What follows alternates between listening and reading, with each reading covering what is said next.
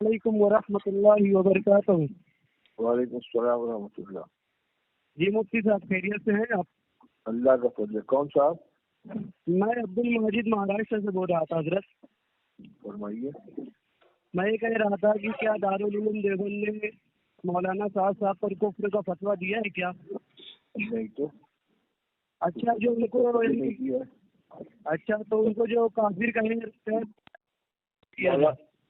کون کہہ رہا ہے؟ ارے یہ یوسف واپی نام کا ہے، ہر دن کافر کافر کہتے رہتا ہے۔ غلط ہے، دارالعلوم نے ایسا کچھ نہیں کہا ہے۔ ہاں بولے کافر کافر بولے ہر دن ایسا نہیں ہے نا حضرت؟ نہیں بالکل نہیں۔ اچھا حضرت ہم ان کو مولانا صاحب کو مسلمان اور کلمہ کو عاشق رسول مانے حضرت کی نہیں؟